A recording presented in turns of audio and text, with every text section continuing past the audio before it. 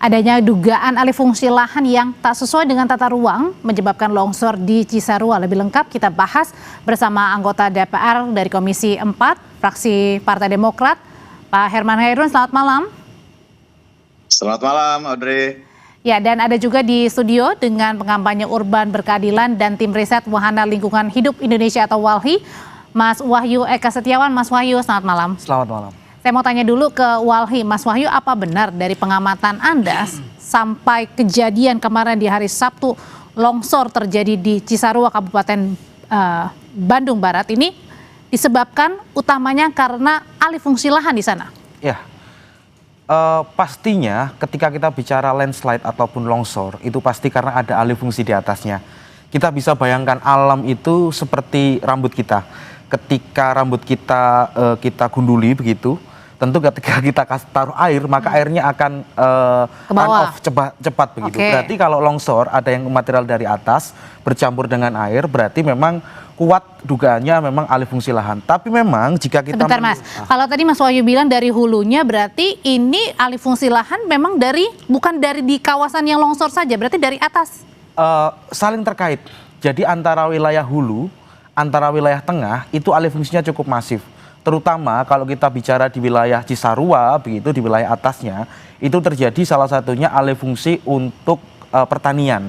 Nah, kita bisa cek di Google Earth ataupun citra satelit, itu akan tampak terlihat. Dan ketika kita ke lapangan, informasi dari teman-teman Wali Jawa Barat, memang terjadi alih fungsi tersebut. Dan daya dukung, daya tampungnya sudah menurun. Nah, salah satunya yang terlihat adalah kalau di atas alih fungsi menjadi tempat pertanian sayuran, di bawah pembangunnya semakin masif. Karena apa? Karena ya menumpuk ruang-ruang yang seharusnya itu menjadi ruang terbuka, sawah, lahan berubah menjadi permukiman. Pembangunan rumah maksudnya di bawah? Permukiman gitu. Karena apa? Bandung Barat, Bandung Utara itu semacam menjadi kawasan yang padat banget begitu untuk menopang kota Bandung. Makanya kalau kita bicara banjir tidak hanya Bandung Barat saja, Bandung Utara pun juga rawan banjir dan juga rawan longsor. Sebelumnya di Dayakolot, lalu di Bojong Soang juga terjadi situasi serupa. Oke, saya mau tanya dulu ke Pak Herman kalau gitu. Pak Herman Khairun, ini baru saja DPR tepatnya di Komisi 4 baru saja selesai rapat ya begitu ya, terkait dengan penanganan kasus bencana ini. Iya. Apa hasil sementara yang didapat, Pak Herman? Begini, kebetulan hari Minggu pagi mengunjungi langsung lokasi bencana. Dan tentu saya mendapatkan banyak cerita, masukan dari masyarakat di sekitar yang terkena bencana. Kami turut prihatin dan berempati dan selalu mendoakan semoga bencana ini tidak terjadi lagi. Dan tentu mohon ketabahan atas apa yang terjadi hari ini. Kami melihat memang bencana ini bukan sesuatu yang datang tiba-tiba gitu ya. Dan bisa kita lihat bersama di sana. Kami langsung berkunjung ke lokasi bencana dan bagaimana di atas atau di kaki bukit atau di kaki hutan Burangrang itu memang di sana sekarang sudah menjadi area perkebunan hortikultura. Dan tentu dengan tanaman-tanaman hortikultura yang tidak bisa menyerap air, dan kemudian terjadi hujan 4 hari berturut-turut, ini memang dipastikan ada potensi terjadinya longsor. Dan kalau kemudian sebelah kanan bukit, sebelah kiri bukit yang sudah menjadi tanaman hortikultura, kemudian air begitu banyak, dan ini tentu membawa tanah akhirnya turun ke bawah. Dan di bawah itu adalah perkampungan para petani yang mayoritas memang di situ berbudidaya hortikultura. Artinya di situ semuanya, Pak Herman, artinya di situ semuanya tadi bahkan disebutkan oleh WALHI bahwa dari atas saja sudah semuanya salah, alih fungsinya sudah berubah nih.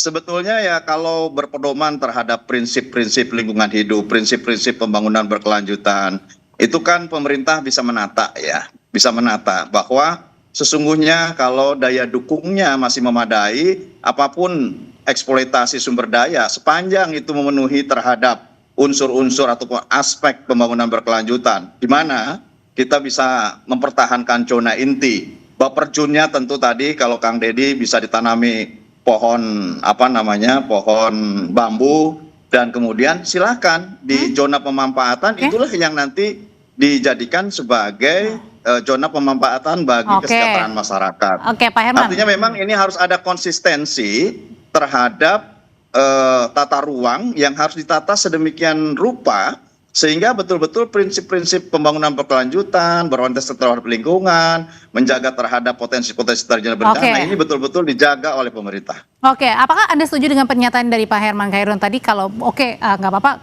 alih fungsinya berubah atau tata ruangnya berubah asal berkelanjutan? Gini, rencana tata ruang itulah yang menjadi dasar kalau kita bicara soal pembangunan berkelanjutan. Pembangunan berkelanjutan itu didasarkan pada perencanaan tata ruang yang matang dan baik. Oke, wilayah kawasan lindung, maka kita harus tetapkan, kawasan lindung, maka tidak boleh diubah fungsinya. Maka kalau secara pilihan ekonomi, seperti yang sampaikan tadi, begitu bahwasanya ya kita memilih pilihan ekonomi yang menunjang keberlanjutannya. Seperti apa? Hutan pangan, begitu. Hutan pangan itu kayak buah-buahan dan lain-lainnya. Tapi masalah utamanya di sini adalah rencana tata ruang itu seringkali tidak diimplementasikan di lapangan. Seringkali apa? Alih fungsi itu melanggar rencana tata ruang yang ditetapkan. Tidak ada ketegasan dari pemerintah daerah, terutama untuk mengecek. Bahkan izin-izin, misal pembangunan ataupun izin apapun, kadang melewati tata ruang. Jadi paradigma rencana tata ruang yang sudah ditetapkan, ini kawasan konservasi, kawasan ekonomi. Maka seringkali yang terjadi adalah harusnya ekonomi itu mengikuti tata ruang, tapi paradigmanya dibalik. Tata ruang yang mengikuti ekonomi. Makanya perubahan rencana tata ruang dari yang sebelumnya, di tahun sebelumnya hingga sekarang pada tata ruang yang baru 2024 begitu, itu banyak terjadi tumpang tindih kawasan. Salah satunya kawasan lindung, ada kawasan ekonomi, tumpang tindih di situ. Kalau terjadi tumpang tindih perubahan alih fungsi tadi, kalau gitu pertanyaan selanjutnya Pak Herman Khairun, ini siapa yang harus disalahkan? Apakah bisa meneliti siapa yang harus disalahkan? Karena kan pasti ini izin-izin ini sudah lama ya, bukan belakangan baru terjadi, pasti sudah banyak dan sudah lama juga ini kemudian di ACC. Gimana cara menindaknya? Tetap bersama kami di Sapa Indonesia Malam. Pertanyaan saya sebelumnya, Pak Herman Khairun, kalau gitu pertanyaannya, bisakah kita mengetahui siapa yang harus bertanggung jawab? Karena pasti alih fungsi lahan ini bukan hanya di ACC oleh 1-2 pihak aja, dan bukan hanya 1-2 pengembang atau kontraktor yang kemudian melakukan hal itu. Ini proses panjang ya, dan proses panjang inilah yang kemudian menyebabkan terjadinya bencana saat ini. Kita tidak bisa juga dalam situasi seperti ini menyalahkan siapapun. Namun tentu ini harus menjadi proses pembelajaran untuk kita bahwa sesungguhnya menjaga lingkungan alam itu penting. Di mana tadi saya katakan konsisten terhadap tata ruang ini harus kita jaga bersama. Berarti tidak bisa dipidana, maksudnya tidak bisa dibawa ke ranah pidana ini? Ya silakan bagi aparat penegak hukum bisa untuk mencari tahu sebetulnya apa yang terjadi di balik semua ini gitu ya. Ya bisa saja. Kalau kemudian aparat penegak hukum menemukan bahwa terjadinya penebangan liar dan kemudian pengalih fungsian kawasan yang di luar peruntukannya, ya tentu silakan itu aparat penegak hukum yang bisa menentukan terhadap salah atau tidak salah gitu. Oke, kalau gitu dari Walhi sendiri, mulai dari mana kira-kira untuk menentukan unsur pidana dan mulai dari mana juga siapa kira-kira yang terlibat? Susah nggak? Susah nggak itu pertanyaan? Sangat susah sekali kalau kita bicara pada ranah pidana ya. Kalau kita bicara lingkungan, ini bicara soal prinsip pertanggungjawaban mutlak. Dan di dalam undang-undang lingkungan itu ada prinsip kehati-hatian, precautionary principle begitu. Dan ini memang menjadi tanggung jawab pemerintah begitu. Terutama pemerintah ini kan sebagai wakil rakyat begitu, yang memang mereka punya akses, punya wewenang untuk membuat satu kebijakan dan mereka punya cara untuk melakukan implementasi. Yang menjadi pertanyaan saya adalah kenapa baru terjadi bencana mereka kaget begitu? Kenapa tidak dari dulu-dulu? Walhi sudah mengingatkan sejak 10 tahun yang lalu, terutama di wilayah Bandung begitu, Kabupaten Bandung, di wilayah Bogor dan wilayah-wilayah lainnya pasca bencana Garut dulu.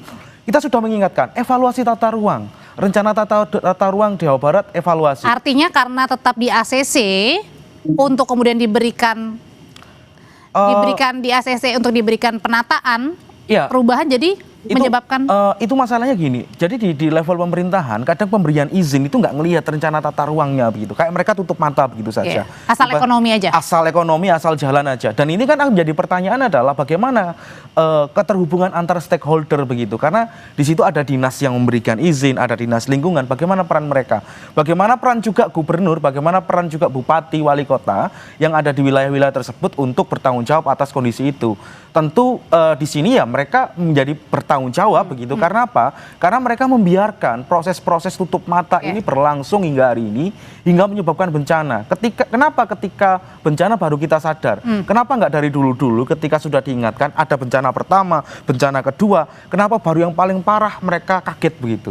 Ini kan menjadi pertanyaan kami. Berarti artinya Anda juga mau mengatakan bahwa kejadian alih fungsi lahan ini bukan hanya terjadi di Kabupaten Cisarua, tetapi apa yang terjadi di banjir di Jakarta sampai dengan sekarang, kemudian juga apa yang terjadi kemarin di Sumatera dan juga Aceh, ini karena semuanya alih fungsi lahan semua. Alih fungsi dan bentuk dari akumulasi perampasan ruang yang terus-menerus terjadi. Tidak hanya di Jawa Barat, di Jawa Tengah kemarin Purwokerto, di Kudus, bahkan di Jawa Timur. Itu menjadi bukti kalau memang kita setengah rentan situasi seperti ini. Dan kalau kita bicara soal krisis iklim, ya ini bagian dari krisis iklim yang berpadu dengan situasi di bawah, di mana ada alih fungsi, daya dukung, daya tampung tidak memenuhi, dan ini bukan lagi natural disaster, tapi man-made disaster begitu, yang bencana disebabkan manusia, terutama juga faktor struktural. Kalau disebabkan oleh manusia, Pak Herman Hairun, tadi dikatakan bahwa memang apa yang kita alami belakangan ini di akhir tahun 2025 sampai di awal tahun, di mana-mana bukan hanya banjir di Jakarta, ada juga kemarin di Aceh dan Sumatera banjir longsor, sekarang di Kabupaten Cisarua dan masih banyak daerah lainnya, ini karena disebabkan oleh alih fungsi lahan semuanya. Kalau gitu bagaimana ke depan tadi dikatakan prosesnya agar tadi dipatuhi semuanya dan tidak selalu asas cuan saja?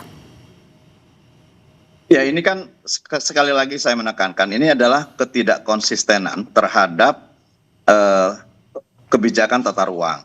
Karena kepemilikan tanah atau hak atas tanah itu kan ada hutan lindung. Kalau hutan lindung mutlak bahwa itu memang dikuasai pemerintah dan dijaga oleh negara sebagai kawasan zona inti yang tidak bisa dipergunakan oleh siapapun. Yang itu dijaga. Namun bagaimana dengan hak atas tanah yang dimiliki oleh warga? Kan mereka juga butuh hidup, butuh penghidupan dan lain sebagainya. Nah ini yang harus menjadi kewajiban kita bersama, bahwa kalau memang kawasan yang tanahnya pun ini menjadi hak milik masyarakat, bagian dari penata ruangan zona inti dan masuk dalam kawasan zona inti Baperjun, ya ini juga harus dijaga. Pemerintah harus masuk karena bagaimanapun ini tidak bisa rakyat membiarkan tanahnya begitu saja. Artinya kalaupun memang membutuhkan kehidupan sehari-hari kan harus diolah. Kalau gitu bagaimana kebijakan pemerintah, pemerintah itu pemerintah daerah, pemerintah provinsi. Kalau gitu akan berencana memanggil juga nggak Pak? Pemerintah provinsi, kenapa? Akan memanggil juga nggak Pemdanya, pemerintah provinsinya? Ya ini kan sudah turun semua kan, Pak Deddy Mulyadi kan tadi sudah menyampaikan pernyataannya juga. Bahkan kami juga apresiasi terhadap penutupan berbagai kawasan penambangan yang itu juga berimplikasi terhadap kerusakan lingkungan. Ini sudah bagus. Dan tinggal bagaimana penataan kawasan-kawasan yang selama ini menjadi hajat hidup masyarakat. Karena bagaimanapun kan masyarakat butuh untuk survive dalam kehidupannya. Tinggal bagaimana kita mencarikan alternatif income bagi masyarakat. Kalau itu memang dalam penata ruangan itu sebagai kawasan zona inti dan sebagai kawasan lindung. Dan ini harus dibicarakan gitu ya, sehingga kemudian tidak semua kawasan pada akhirnya daya dukungnya lebih kecil daripada zona pemanfaatan. Ini kan bahaya. Dan pada akhirnya tadi perikatan antara tanah air yang diikat oleh keberadaan hutan lindung di sana tidak cukup mampu untuk menahan terjadinya longsor pada saat dan ini. Akhirnya terjadi bencana di mana-mana. Terima kasih kalau gitu Pak Herman Hairun, Mas Wahyu juga terima kasih dari Walhi. Selamat malam Bapak-bapak.